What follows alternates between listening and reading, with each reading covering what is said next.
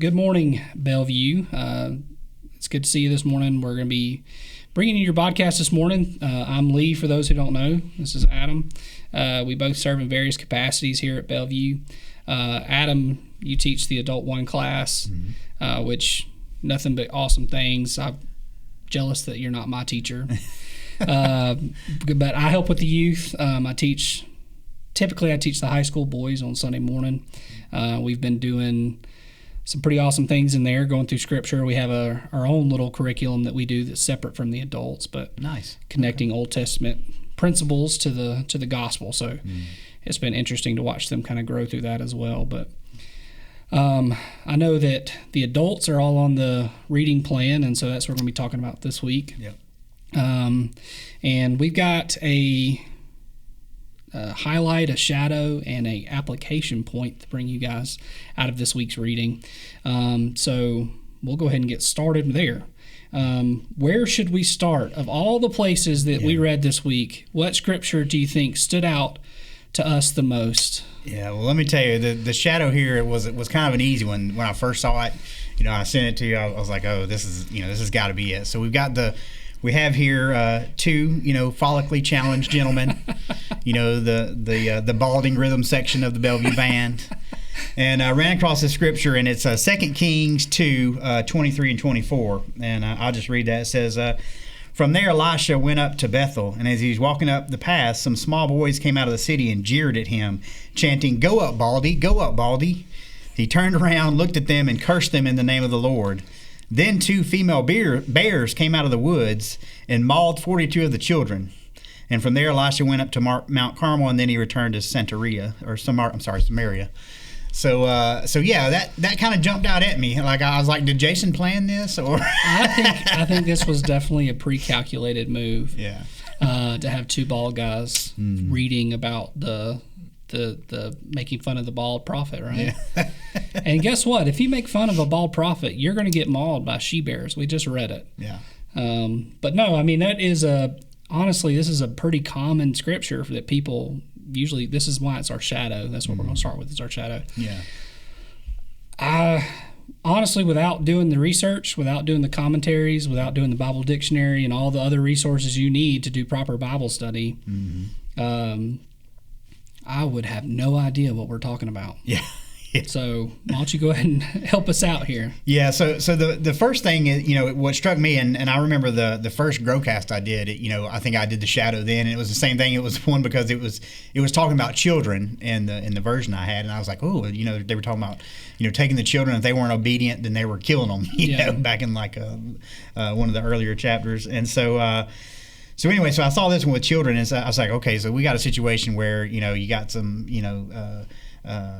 boys that were mocking Elisha, and then they get mauled by this she-bear or whatever, and so it was just like, wow, where is this coming from? And so the first thing is, just like in that one, when it talks about the boys or the children, it's really talking about they're not little kids. It's talking about young adults, and these would have been ones that they were really big in idolatry over there, whatever, probably worshiping Baal and things like that. And so these were kids that were or not really kids, but young adults probably that were, or adolescents that were really making fun of pretty Elisha. Good group size of them too. Yeah, I mean, we don't know if that was all of them. Yeah, it's at least 42 of them got mauled, and some were running. So I don't know, but it definitely seems like a big crowd, right, to be doing this, and really just I probably should have set up a little bit before. So this is not too long after Elijah had been taken away, and Elisha had kind of taken over for him, and so they say go up Baldy because there had the stories around there were how Elijah had been taken up and taken away, and so I think that's part of why they're trying to mock him like as the new guy. But, yeah. I mean, that's what I read too. I think this was definitely a test of friendship for these boys, whoever got left behind. That's right. Whoever runs the fastest, Yeah, exactly. But no, I think that, Elisha is being the new prophet. And so, there is that's the mocking there. And this is kind of really the second instance that God proves that Elisha is speaking on his behalf. And so, or that God's speaking through Elisha. So, it's the Lord who sends the she bears. And if the connection that we have is that she bears, this is not the only time that she bears is mentioned in Scripture. Yeah. I mean, you have it written down. Yeah. What are those other scriptures? So I've got, there are several in here. There's two of them I highlighted. So one is in Hosea 13:8. And so in that scripture, it says, I will attack them like a bear robbed of her cubs and tear open the rib cage over their hearts, right? So, and then there's one in 2 Samuel, and then there's another one here in Proverbs 17:12. And that one says, better for a person to meet a bear robbed of her cubs than a fool in his foolishness. And so when you see that she bears, it's like a fierce thing. You think about a mother and her child, and so you got the she bear and her cubs, and that protective, wanting to protect their, the children kind of thing is what you see, in a lot. But and that's what God is essentially showing these adolescent kids, is that right, Elisha's mine. Yeah.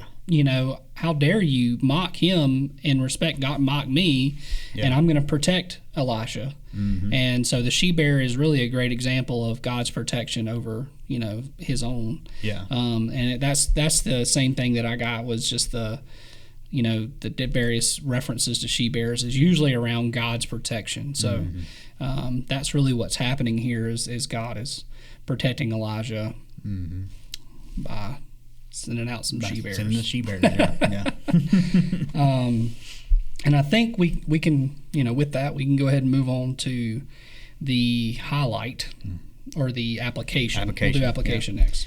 Yes, sir. For the application, there's a couple of scriptures I was looking at, but there's so much here in the Proverbs from the reading plan for this week that I really like. But we'll pull out one specifically, and that's Proverbs 30, verses 7 through 9. And it says, and this is from the words of Agur, which is kind of a little bit of a different kind of thing in the Proverbs. But it says, 2 things I ask of you, don't deny them to me before I die. Keep falsehood and deceitful words far from me. Give me neither poverty nor wealth. Feed me with the food I need. Otherwise, I might have too much and deny you, saying, who is the Lord? Or I might have nothing and still profaning the name of my God. And I think for me, this one just kind of hit on. I like the application that really God's going to provide what we need, the things that we need, the daily bread that we need, and it's when we go away from that, right? When we don't make Him a priority, when we are too focused on the things of the world and accumulating things. He talks about don't give me too much, right? Don't let me get too much that it takes me away from God. That I forget about Him, and He doesn't know my name anymore. But also in the other way too, like don't let me get so low, that I lose all my faith and I resort to my own plans, right? Where I'm going and doing things to try to take care of myself that sin against God, right? And so it's just I just looked at this and that this whole Proverbs is the chapters we read, they're all is talking about things that the way we live and what we do that still relates even to this day, right? As far as keeping that. The main priority, the main thing, right? Keeping that priority there. I mean, when we were co-teaching, we went through that. We did Proverbs, Ecclesiastes, and Job all together, which was really awesome. And and this is kind of poetry. This is like poetic book, just like a different type of mode than the rest of Scripture than we're used to reading. Some of that stuff is hard to understand sometimes, like where it says like, it kind of doubles down. Read that first part of that verse again. In Proverbs. Let me. Yeah, I'm sorry about that. I'm sorry to put you on the spot. That's okay. So 2 things I ask of you, don't deny them to me before I die. So it's it's that kind of like, I'm going to ask this of you, but then it also doubles back with the don't deny it to me before I die, and then He tells you the things that are to be not denied, right? Right. Not to have too much, not to have too little, and so it's a good application because I think sometimes like. If we think about it in Proverbs, is mostly Solomon. Solomon had everything. Yeah. Right? And eventually lost his way and allowed other false gods in the Canaanite ways into their traditions. And, eventually that's what ultimately led the whole nation away from God. And so I think, and that eventually ends to dispersion. And, we get into the all the prophetic books we've been reading, as far as Ezekiel and all, Jeremiah and all those that, talk about, when Israel was dispersed, they went from having too much. Right. And we see the effect of that. And that's what this is really pointing at, is like, don't give me not enough. Right. Don't ever not basically share the gospel. We'll convert it from food to gospel. Yeah, exactly. Don't not share the gospel with me. But also don't give me so much excess and prosperity that I feel like I don't need the gospel. Right. And so I think that was the application for me when I read it, was just the fact that, I don't ever want to be in a place where the gospel is not relevant in my life. Right. And whether that be I'm not giving sacrificially enough, whether, I feel like I can do things in my own power, but I don't ever want to be in a place where I feel like the gospel is no longer relevant. Yeah. And I think sometimes as lifelong believers, we can struggle in that way. Yeah. And that's the way I saw it too. It's just so, because that's where we get in trouble, right? When we think, man, things are just going so good, God's blessed me, and we recognize his blessings, but then sometimes we don't see how much the blessing is there, and then we let the blessing take over, and then it's like, we just keep, going there, and we forget about, all the blessings. Right. Yeah. So it's like it gets too much, right? And then you start letting, that's the way pride gets in, and you lose some of that humbleness, and then you start thinking, I can do all this on my own. Look how good I'm doing, right? We turn it into us and forget about it being a blessing, and I think, that's kind of what you don't want to struggle with that, right? Don't let something take you away, because it's different for us, than it was back then, but we still have things. Satan's really clever about the things he uses to take us away from God, and that's just using our pride is a good way to do it. And you got to admit, greed is a big thing in the world we live in. It runs on greed, and that's pride and greed are the cause of a lot of downfall. No, so, yeah. I think a lot of times we put our focus on, I'll call it, I've heard it somewhere, I don't remember where, but the three centers of America. You've got Washington, D.C., New York City, and L.A. So you've got fame, politics, money. Yeah. And so essentially that's those pillars are there, and they will definitely take your focus off of what needs to be focused on. And so, especially in today's climate with the politics and everything, like it's easy to lose sight sometimes also of like what's the most important thing. Right. And so making sure that gospel is relevant every day, that's a really good one. After that, let's see, the other section of scripture that we're going to talk about, which I guess we'll just start swapping around highlight and application, because I don't know what goes to what. Well, yeah. This is actually a little bit of, I think, highlight and application, really. We kind of got, dual purpose here with this. Let's see. Set here. I have it open somewhere. For Zechariah 5:14. Yeah, you want to go ahead and read it since you're there? Yeah, so Zechariah 5:14. Hold on one second. I'm sorry, Zechariah 5:1-4 says, I looked up again and saw a flying scroll. What do you see? He asked me. I see a flying scroll, I replied, 30 feet long and 15 feet wide. Then he said to me, this is the curse that is going out over the whole land, for everyone who is a thief, contrary to what is written on one side, has gone unpunished, and everyone who swears falsely, contrary to what is written on the other side, has gone unpunished. I will send it out. This is the declaration of the Lord of armies, and it will enter the house of the thief and the house of the one who swears falsely by my name. It will stay inside his house and destroy it along with its timbers and stones. The big thing that I was trying to take away, which I'm starting to absolutely feel like I accidentally closed out. I hope I didn't. No, here it is, I think. Is the scrolls, right? So the flying scrolls in Zechariah 5:1-4, where it says, again, I lifted my eyes and saw, behold, a flying scroll.